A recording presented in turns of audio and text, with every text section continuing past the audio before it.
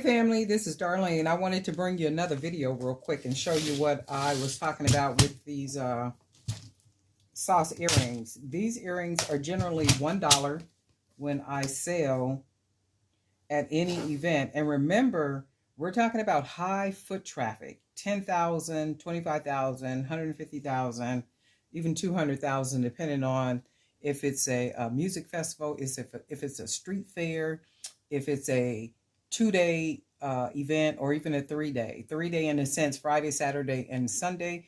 And it's basically an all-day event like street fairs and music festivals are, right? And in this case, you always want to present something that looks expensive, but it's not expensive. Or it looks expensive and it is expensive. But in this case, for the sauce items, these earrings are going to be $1, right? My little neighbor kids are cutting up too. You guys can probably hear them. So I'm not going to even cut them out of the video because they'll play. And I'll be like, I'm going to just wait until they finish playing, right? They never stop. Them kids will stay outside to 10, 11, 12 o'clock at night sometime. I'll be like, where's their parents? But anyway, these are going to be $1. So when you look at these earrings, you'd be like, $1. The $5 depends on, again, the event where you're selling and the foot traffic. So the more foot traffic, the less you can charge for these type of little earrings. So if the foot traffic is expected over the weekend, 250,000. Oh yeah, most definitely I'm going to have these on hand. I'm going to have a whole bunch of them on hand, because when you look at these, the first thing you would say as a customer, because I would, is like, oh my God, those are $1? And what's the first thing you're going to do? You're going to start grabbing all different colors because they are $1 and because of the quality of what you see, right? So that's what it's all about. And even with the wire, that's one thing that I like about the wire. I don't like to use those stems. And when you use those stems are really thin and they just look cheap. So there's something about when you use the wire from off of the spools and you create your earrings, it gives it a very rich, very expensive type look, right? So just think, if you got all these different earrings, different colors, right, available for people to purchase for $1. Well, that one came off. For $1. Chances are you're going to buy more than one because they're $1, and then you have them in various colors. I like to do 2 colors on the earring, and I will do 2 beads of the same color. I'm going to show you something else that I did and that I do when I sell, right? And look at that. The wiring on that, absolutely $1. Darlene, Darlene, yes, absolutely. So if you look at this and you say, okay, well, I can sell those for $5, by all means, sell them for $5. If you are at an event, right, high foot traffic, and you think you can get away with selling them for $5. So when you begin your day, let's say you're doing a weekend, Friday, Saturday, and Sunday, start them at $5. And if you find that by midday, you still have a lot of inventory, then you begin to take the price down, boom, boom, boom. But then there will be some events where you're going to just start off selling them at $1. And then I'm going to tell you what else you can do. So, well, no, I can get $5 off of those. Absolutely, positively, yes, we can get $5 off of this. But what we're going to do, and because we can do it, we're going to take that $4 off of these $5 earrings. And guess what? We're going to add it to our already high price ticket item, right? So what difference will $4 make with this set? So if I'm selling this set, you already know the set is $225. So if you don't frown at $225, $4 added to it makes no difference, right? I mean, this is before you actually get to the event. But remember, the higher the foot traffic, the more chances and opportunities are there for you to sell high price ticket items for that amount, 275, 300, depending on the type of design that you're selling, right? So add, if you want to sell them for $4, add that $4 to something else. But I wouldn't do that. That's just me. Only because I know what I pay for the supplies and what the profit is. 33 cents for this, right? 33 cents. So when you, and I want you guys to try it. So if any of you are deciding to say, you know what, I'm going to go ahead and buy a container of beads. They don't have to be pearls, not unless you just want to try the pearl beads. Get you some wire at wholesale price, and then get you some fish hooks, wholesale price. You can even find the smaller wood beads, 6 millimeter. If you want to do those, they don't have to be pearls, just the smaller beads, the 6 millimeter, and try it. If you have an event coming up, or if you sell online, or however you do it, and I dare you to test it, right? I dare you to test it. But there is something about when you're out and about, and I'm telling you, you got those little dollar items, you got them $5 items, you got, like I like to say, your meat and your sauce, right? And that's what a lot of people are there for, to buy stuff. But everybody don't have $275 to pay for a necklace set. I got some, her name is Tish. Hey, Tish.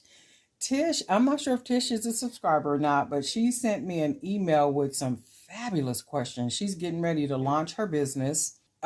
She had some really good questions because she's getting ready to start her business. She's going to launch it, I think she said, within the next 2 weeks. So she was asking me questions about the best payment processor. There are a number of payment processors out there that you guys probably want to research if you're selling somewhere. I can't tell you which one is the best one or the worst one. I couldn't tell you that.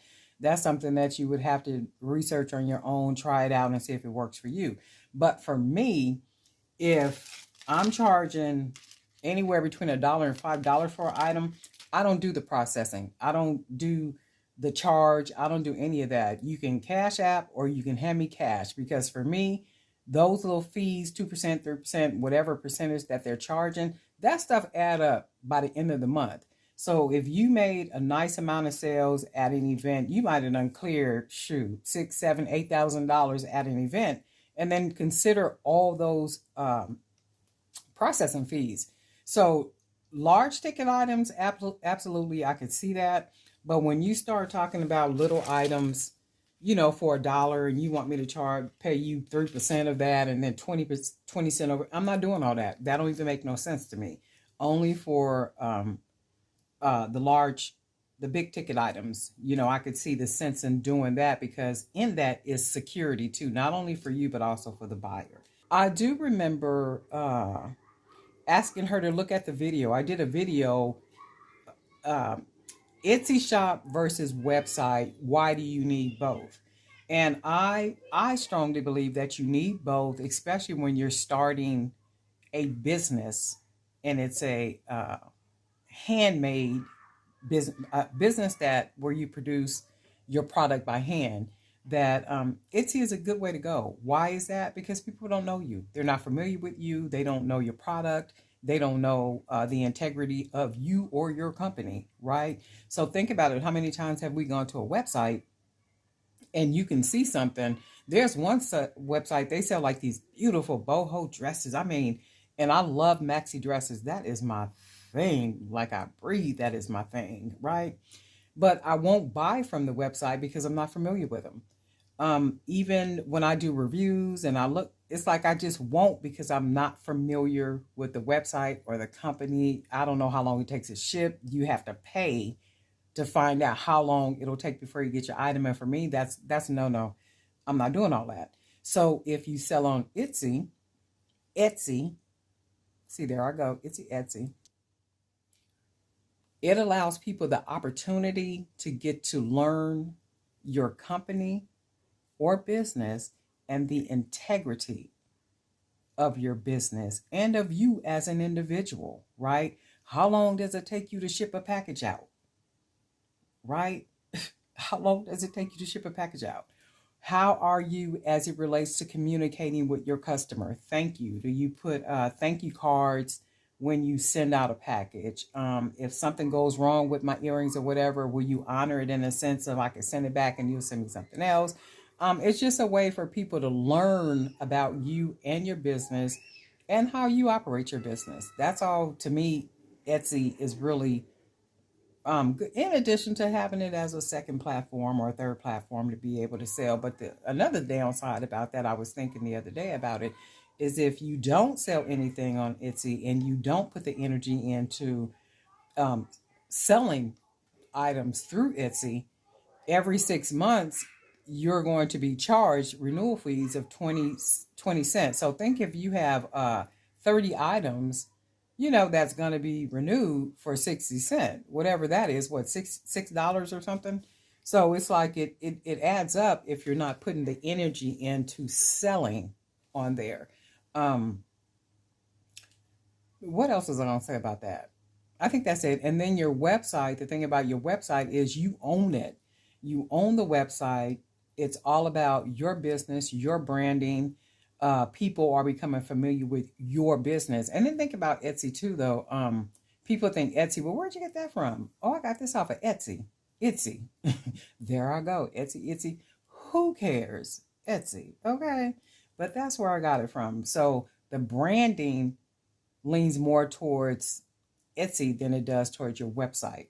That's why even when you sell on there, you got to really brand your product. So when you sell something, your branding has to be all in the package. I don't care if it's bags, if it's your cards, if it's business cards, if it's whatever it is. People have to know that this came from Jewelry by BDK, and Jewelry by BDK sells on Etsy. Etsy does not sell on Jewelry by BDK. So it's Jewelry by BDK. The name of your business is what you want to be highlighted. I think that's all for today. That's a whole lot of chit chat, right? Next time I'm gonna probably come on camera. You guys already be knowing. Okay, I'm camera shy, and I'm trying to get into the habit of probably getting on the camera a little bit more than what I already don't do. Okay, but then questions. That's good if you guys have questions about selling. If you have, let me see, comment, anything you want to know about selling or selling outside. Another thing, I got a question. I forget the lady's name. I'm sorry if I be forgetting people's name. I apologize about that. She asked me something about selling, and when people come to the table, how should you? Well, when people come to the table, for me, this is what I do when I'm set up. I would generally greet them, and this is the thing: if you don't have a good personality in the sense of you smile easy, you're very pleasant with people, you have a very very welcoming energy, you may not want to sell outside. If you got a bad attitude and everybody is like heat to you, you might not want to be outside trying to sell nothing. You might try to get somebody to do that for you. Generally, when people come to my table, I will greet them, good morning, good afternoon, anything like such. I may even compliment something that they have on, like, that is a beautiful skirt you have on. I enjoy wearing maxi skirts as well. That begins a conversation and rapport with the individual before they've even bought anything from you, right? So then what I do with that, I will step away and I'm watching from the side just in case they need me, not watching to see if they steal. You got to watch people for that too, especially at them really high traffic events. But I'm watching from the corner of my eye while I'm moving things around and situating things, and I might take a necklace off and put another necklace on. That's another thing you want to do. I'll come back in another video with that. Just kind of moving around, being busy until they want your help, but you still watch from the corner of your eye. And it's like, if you understand service, you understand selling, right? And that's basically all it is. It's service. And my thing is, I enjoy it. It's service. It's like, okay, what can I do for you? How can I help you, right? Even helping them to pick out pieces or hold pieces for them, while they pick, or, if they say, well, what color you think is the best color, for me? And I'll ask, well, what's your favorite color? Have you ever had a favorite color? Have you ever thought about a favorite color? Or what color do you like wearing the most? And things like that, right? And it's good to know shades. What colors go well with shades? You know, different skin tones and things like that. I'm going to tell you guys this story and then I'm going to let you go. It's like, ooh, darling, you just chatting. Absolutely, positively. You know, that's what we come here for. I remember I was selling at Santee Street Fair in San Diego. Well, it's a part of San Diego. So I had a lady came, and this was more towards the middle of the day, maybe 12:30, 1 o'clock. So she comes over. She has this real beautiful yellow dress on. It had flowers all over the place. I mean, she just looked adorable for the day. So she found a pair of earrings. And she said, I really like these earrings. And it was two, I think I had two pair for $15 or something. And she said, I really like these earrings. These are gorgeous. And it might have even been a bead, something like this, yellow with the floral print and all that kind of stuff on it. But she found those earrings. I'm going to tell you guys what this woman did. So I assist her and she was looking through and she said, okay, well, I don't know which ones I want. I know I want two of them, but I don't know which ones. So she went through and she found what she found. And she said, oh, well, I'm going to try these on. And it was the yellow ones that matched her dress perfectly. But watch this.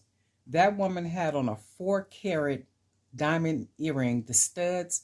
So she said to me, she said, my daughter bought these for me for Mother's Day. And she said, I never, ever take them off. And I'm going to tell you how I know it was the truth. Because when she took the earrings off, they were dirty all around the post and in the part of the earring that closes onto the ear. That's how I know she never take the earrings off. But what did Darlene do? Darlene went and found I'm looking around to see if I got one of my boxes. I went and found one of my black jewelry boxes. And as she took the earring off, I was trying to find a box. As she took her, right here. So as she, and usually what I do is I have earrings in here and I'll have them on the table. But anyway, she took her 4-carat diamond earrings off one by one. I grabbed a box and I held the box for her just like this so she could put her earrings in the box to put those earrings on, right? She got those earrings. So what I did in front of her with her earrings, I put the top on, standing in front of her. I grabbed a bag. And I put her earrings inside the bag and handed her the bag. That was even before she bought the 2 pair of earrings. So she said, well, I'm going to go ahead. I'm going to buy these, right? So for me, the jewelry sells itself, but the personality and how you serve people, right, will win every single time. Even though the jewelry sells itself, you have to do a little bit more, just a little bit more, so that people would know and recognize and understand that there is something different about your collection and what it is that you're selling. And I think that's all I got today because I'm just ranting. Y'all didn't come here for a sermon, but you know I'll give you one. Okay. Darlene Knight with Jewelry by BDK. Thank you for being a subscriber. If you're not a subscriber, we invite you to join us here in our little community. Go ahead and hit the subscribe button. Click on the bell and then click all, and that way you'll be notified each time I upload a video, right? Darlene Knight, we'll talk soon.